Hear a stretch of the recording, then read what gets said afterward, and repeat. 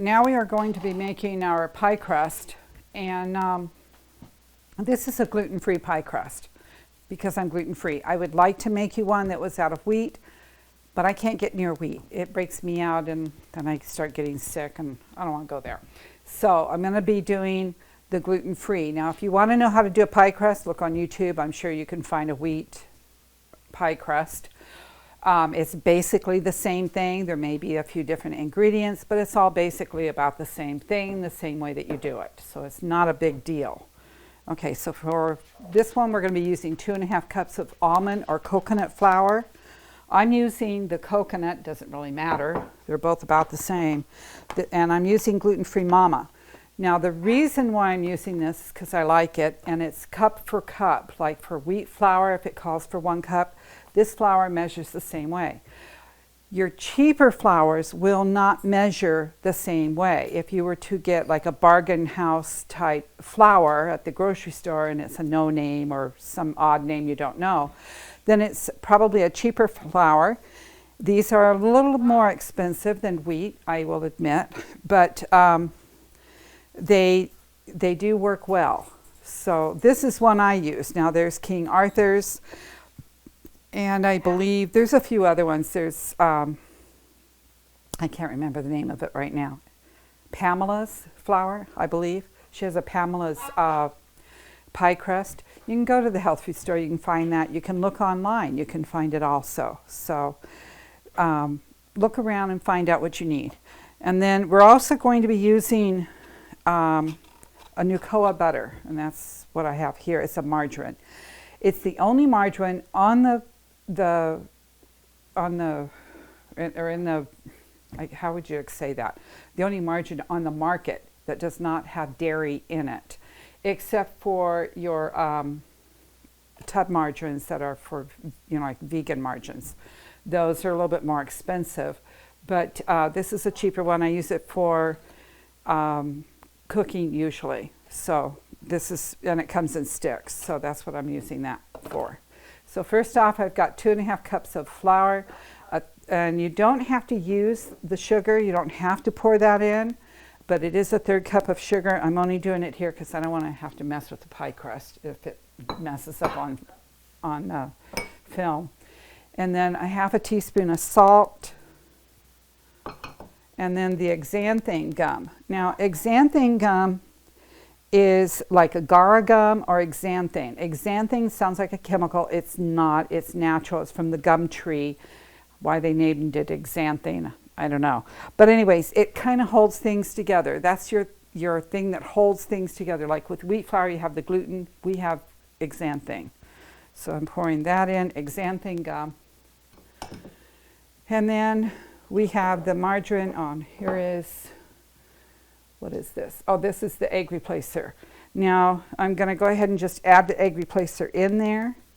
And like that. It's just, I didn't mix it up with the water or anything like that. I'll add the water when I put in my liquids. Anyways, and then we have, let me mix this up first. Now, this is a pastry blender. You don't have to use one like this. You can use a fork. My mother never used a pastry blender. I always did. So it's up to you and how you want to do it. And I'm just going to stir this up a little bit.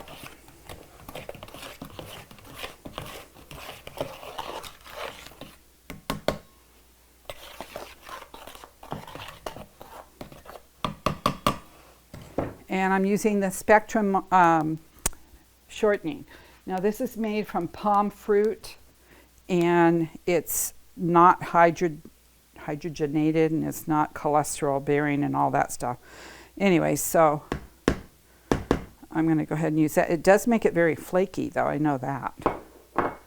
Made a pie crust the other night for a chicken pot pie, and oh, it was delicious with the flaky crust. And then I'll put our margarine in. Now this is pre-softened. I found that the defrost cycle on your microwave works well if you have one of those. Otherwise, I was leaving the margarine out and trying to figure out when I was going to get to it and all that stuff. And sometimes I'd end up putting it in the refrigerator. got to be a pain. But this way, I use the defrost cycle and it works wonders. I can do it just within a minute or two. Okay, so then we're going to go ahead and cut this in.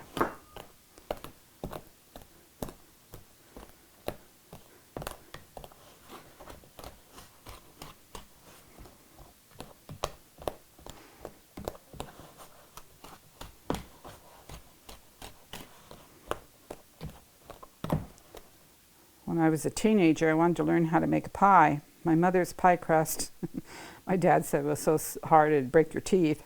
I never could eat her pie crust. So I wanted to learn how to do that. It was something I had to accomplish. I liked to cook ever since I was a little kid, so I had to accomplish it. So I made 2 or 3 pies a week. A pumpkin pie makes 2. Apple pie, I'd make 1 of those. So there's 3 pies in 1 week that I could get down the pie crust. And after a few weeks, I got it done. My dad was happy. He got plenty of pie. But then my dad said, well, your crust is so much better than your mother's. Of course, that made my mother mad. But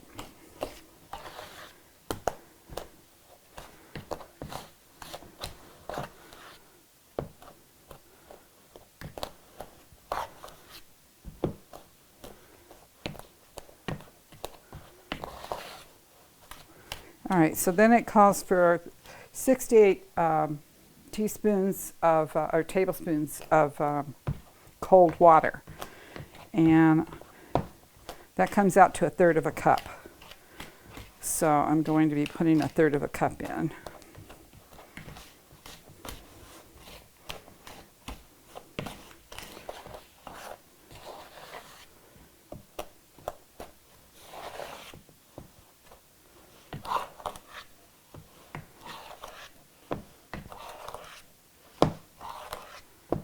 Okay, so we have that about done.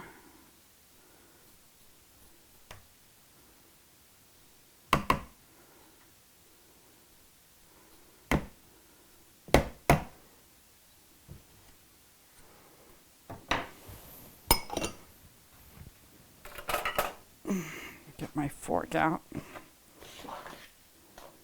And you can see it's kind of mealy.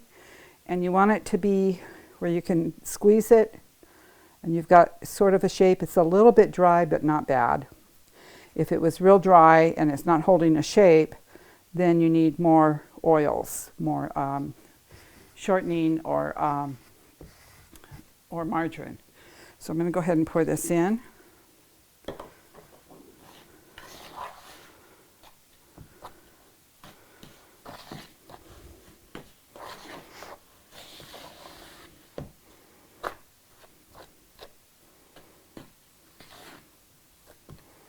Now on a hot day, your flour will not pack as much.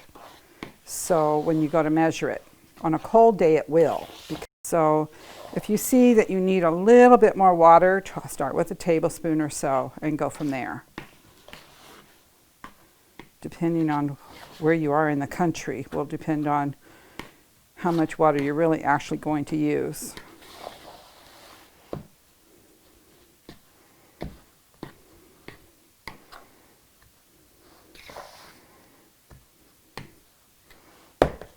Okay,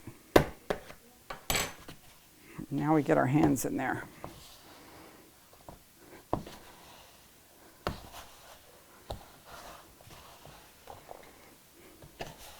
And this is basically the same way I would be making a wheat pie crust also. Besides the ingredients, there's not much difference.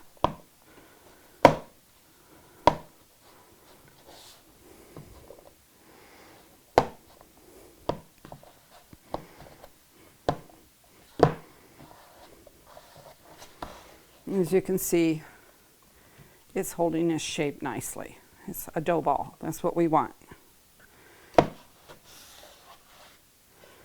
It's not too soft. It's not too hard. It's not too dry.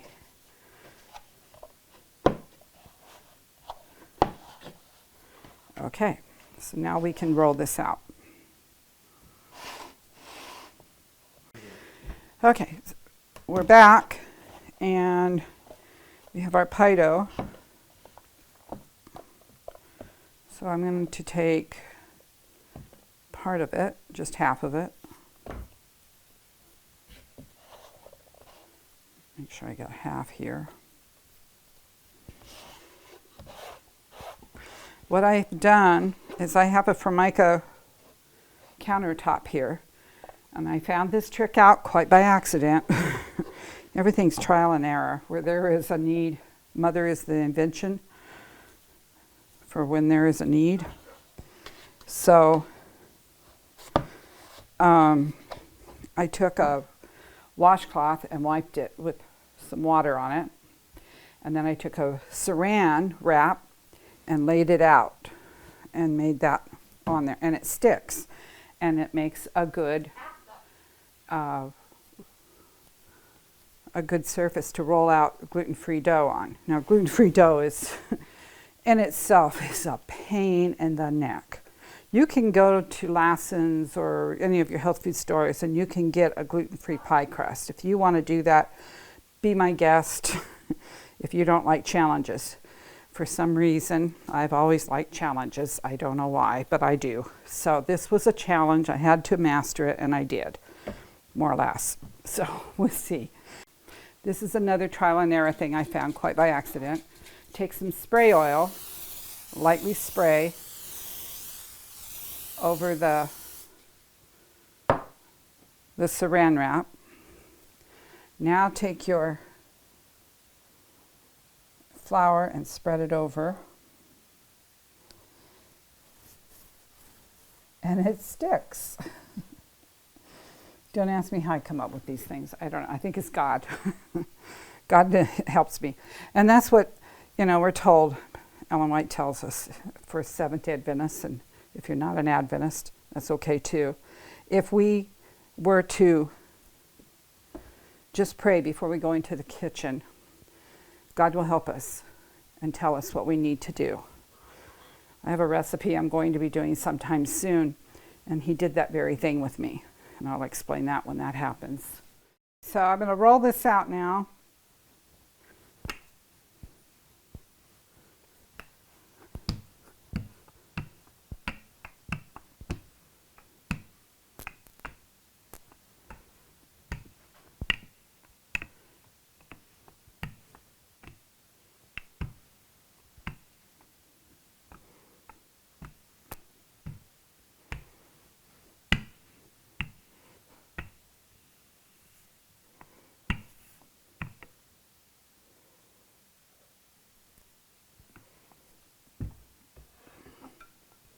Make sure that measures right.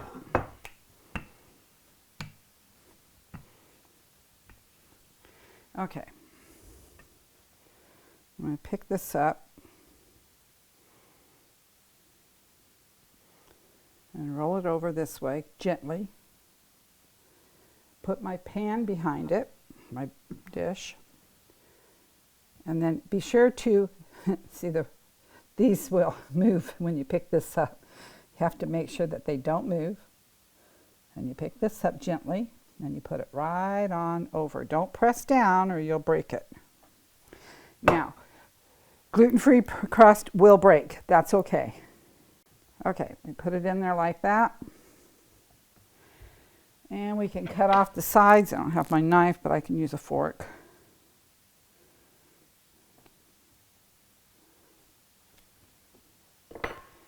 And fold it under.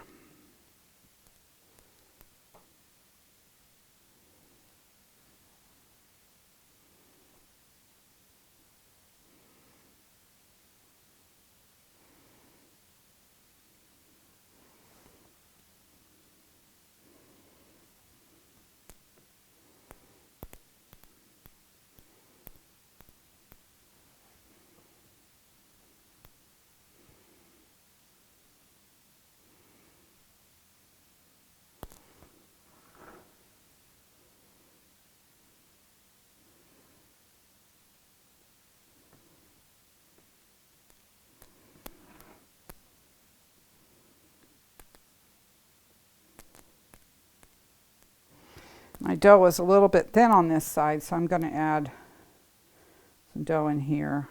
You won't even notice it.